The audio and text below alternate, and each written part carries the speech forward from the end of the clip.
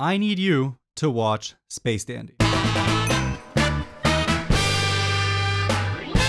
It's a wonderful show with beautiful visuals, a great cast of characters, fantastic music, and as far as comedy and anime goes, to me it's one of the best out there. If you need more than just my seal of approval though, I'll try my best to convince you by the end of this video why you should watch Space Dandy. And it all starts with the titular Dandy and his crew of QT, an AI vacuum cleaner, and Meow, a Beetlejuicean. The three are a ragtag team of broke bounty hunters who travel throughout the universe in search of their next meal ticket. The show is incredibly episodic, with each story being largely self-contained, but there is an overarching plot happening in the background. Dandy is... wait, hold on a minute. Why is Cowboy Bebop on my screen? This video is about Space Dandy. The truth is, Space Dandy follows a very similar structure to that of Cowboy Bebop's. This isn't entirely unexpected since, well, Shinichiro Watanabe, director of Cowboy Bebop, is also the director of Space Dandy. Instead of bounty hunters in space, this time it's alien hunters in search of new and unidentified species of aliens that they then have to bring into the registration center. The structure of the story might be similar, but trust me when I tell you this, Space Dandy is wildly different. And a big part of that difference is because of its main genre, comedy. Being under the umbrella of the comedy genre, Space Dandy gets to basically do anything it wants. As long as the directors and writers remain creative, every episode can be good, no questions asked. Whether it's a tearjerker like The Lonely Pooch Planet Baby, an episode so sad it even has the narrator cry. The dog found in a faraway galaxy was really Laika or not. I like to think it was.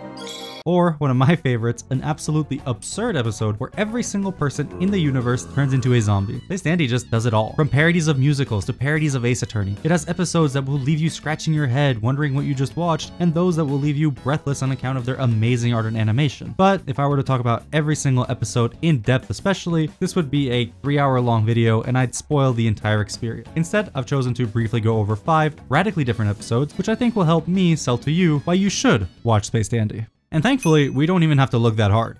Space Dandy has a great pilot episode. It gives you a good idea for what to expect from Dandy and crew, while simultaneously showcasing some of the best aspects of the show as a whole. The comedy in the intro sequence is unmatched for me. I mean, the narrator is already sick of his job, he gives up halfway through his exposition, but throw some boobies in front of him, and suddenly he's the most knowledgeable being in the universe, and we're only a few minutes into the episode. The plot for the pilot is pretty straightforward. Dandy and QT need money, they need a new alien to make said money, and with QT being an older, unupdated model of AI, he mistakes a booby sticker on Meow's face as a defining feature of a new, unregistered alien. Boobies, which I mentioned earlier by the way, is a restaurant. Essentially Hooters, but in space. Yes, not humor that I found funny at 16, but now I find funny at 23 as well. Moving on. Once Meow is captured and the jig is up that he is not in fact a rare alien, he joins the crew, and despite their reservations of Meow as a cat, once he mentions that he's aware of a planet with rare aliens, however, the combined 26 IQ of Dandy and QT throws any caution to the wind and just blindly follow his lead. At this point in the episode, we also learn about the Gogol Empire, an advanced alien empire that is locked in a fierce war against the Jicro Empire. What, that's all the narrator says anyway. The one from the Gogol Empire to keep an eye out for though is Dr. Gel, a giant green monkey guy who's in pursuit of Dandy.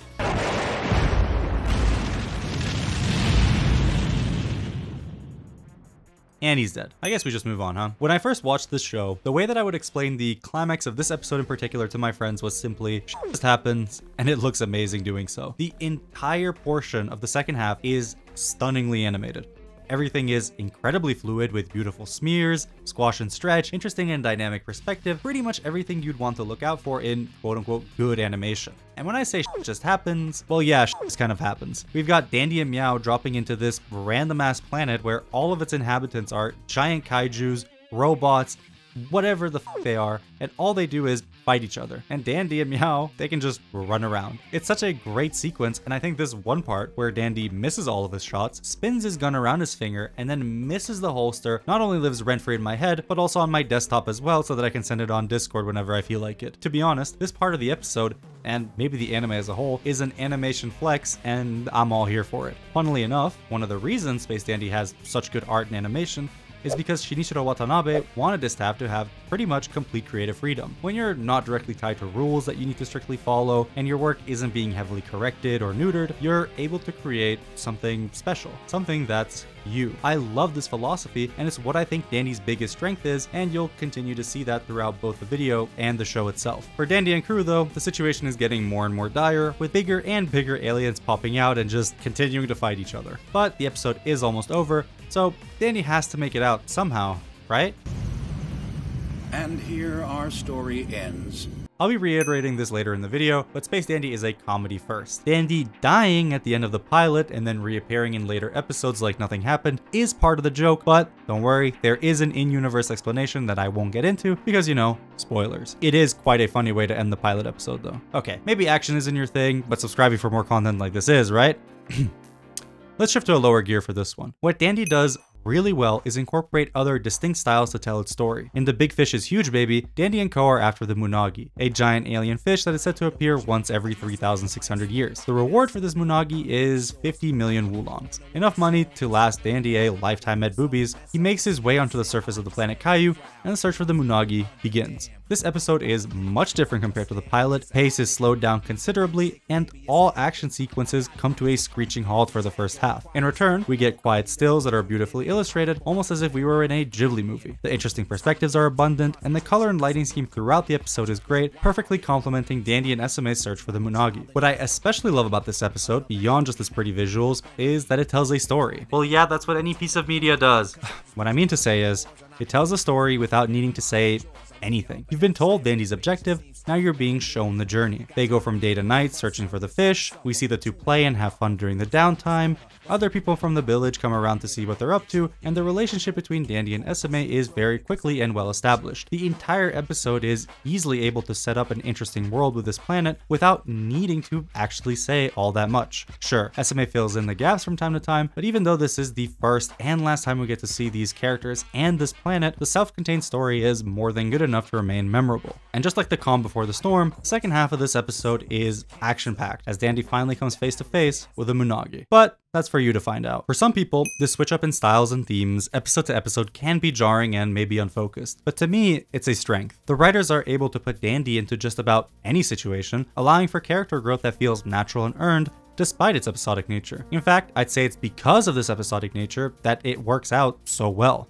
Different episode directors, animators, and writers, pretty much everyone is able to put their own spin on Dandy, and I think that creates a very memorable show. This just isn't the standard for most shows in general, let alone back when Space Dandy first came out in 2013. All that's important is that Dandy remains Dandy. He's loud, often abrasive, incredibly childish, and can even be incredibly mean at times, but deep down he is a good guy, and that is at the heart of his character. I feel like no episode other than A Merry Companion is a Wagon in Space Baby showcases this side of Dandy better. The episode follows Dandy on a solo mission in search of the Jintuan, an alien capable of transferring one's mind into a plushie, which Dandy gets a whiff of this power firsthand. But, unfortunately for the Jintuan Adelie, Dandy has no sense of shame. Where the power is incredibly effective against normies who would be embarrassed at being turned into a penguin, Dandy just does not give a fuck. All he cares about is that 8 million wulong reward, and he's going to get it no matter the cost. Side note, would you guys still love me if I turned into a penguin? Adelie agrees to go to the registration center, but only if Dandy takes her to see her grandfather first. And if he doesn't do that, left with no choice, Dandy obliges and the episode can begin proper. What I like about this episode is that it allows its story to flow similar to that of Up's opening sequence. The music carries this portion hard. Dandy and Adelie start off on rocky grounds, but as they make their way throughout the galaxy, the two bond and become close. Adelie is fascinated by a world she's never gotten to see before, and Dandy gets to act as her guardian and quasi-parent. The two make money as street performers, buy a car, break down the car, and their journey eventually comes to an end when the two are unable to locate her grandfather. With that last hurdle clear for Dandy, he can take her to the registration center first thing in the morning. But first, a night out at boobies. Did you really think Dandy was that shallow? Through another brilliant use of show don't tell, we get a peek at the real Dandy as he goes not to boobies, but instead goes out to search for Adelie's grandfather. And as the sun rises, she wakes up to see Dandy, a smile on his face as he tells her to get ready, and the rest you can watch for yourself. Heyo! What I really like about this episode is that it's a breath of fresh air in the season. The previous 4 episodes are either fully comedic or downright ridiculous. And while they are funny, an episode like this is much needed so that the story doesn't feel boring or samey. Just like how the calm first half of The Big Fish is huge, baby. Yes, I'm gonna keep saying the names out entirely. Yes, it's a bitch. I hope it's funny.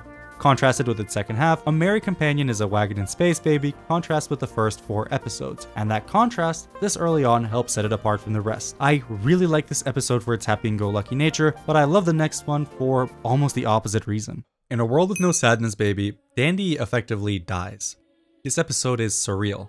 The style is noticeably different and the mood shift is palpable. With Dandy's crew being stuck in a nebula, he alone wakes up on the planet's surface. An adventure completely devoid of his trusty crew, a disheveled Dandy makes his way to a nearby town in search of anyone or anything. What sets this story apart from the others thus far is in its presentation. Space Dandy is a comedy series first and foremost, but there's not many jokes to be found here, and I think that is both intentional and the right call. At first, Dandy is completely oblivious to the fact that he's dead, and the climax of the episode is him coming to terms with that fact and making peace with his fate. Hey, I thought this was a silly 26 episode comedy show. What is this existential dread that I'm feeling making me painfully aware of my own mortality? There's tons of symbolism in this episode, from Dandy being carried in a boat through the desert as if he were in the river Styx, to a character within the episode itself being a reference to a Shakespearean play. Someone smarter and more knowledgeable than me could easily spend hours watching and thinking about the message in this episode, but I think experiencing the rest of it for yourself is probably for the best. Alright, we've been hyped, made to cry, visually impressed, and now depressed,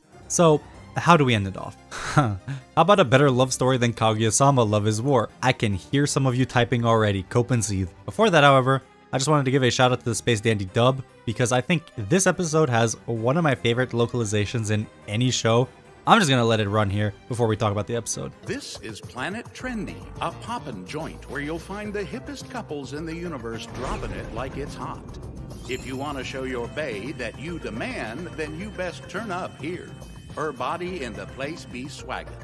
Don't matter whether shorty like hanging outdoors or getting crunk in the club. If you got the Skrilla, then Planet Trendy got yo back.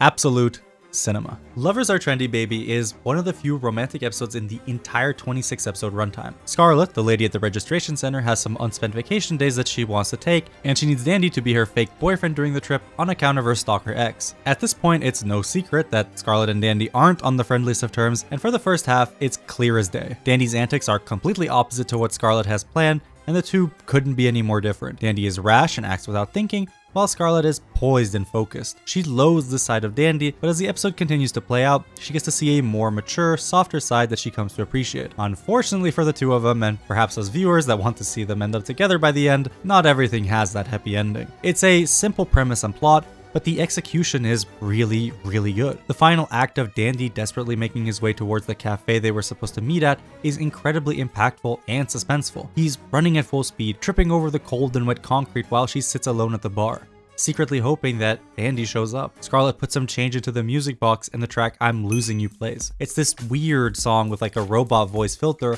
but it just sounds so good and fits the entire scene perfectly in my opinion. Danny makes his way to the cafe, but she's already gone. He just missed her. Running out into the street, he cries out her name, and she faintly hears it, but it just isn't enough. The two both give up and continue their separate ways home, not realizing that they just barely missed each other. This is just par for the course for Space Dandy, and I truly think it's a one-of-a-kind show that is able to take just about any genre, put its dandy flair, and make it its own. I think there's something for everyone in this show, and even though there might be ones that are funnier, perhaps have better animation, or maybe a better, more interesting story, there can still only be one Dandy.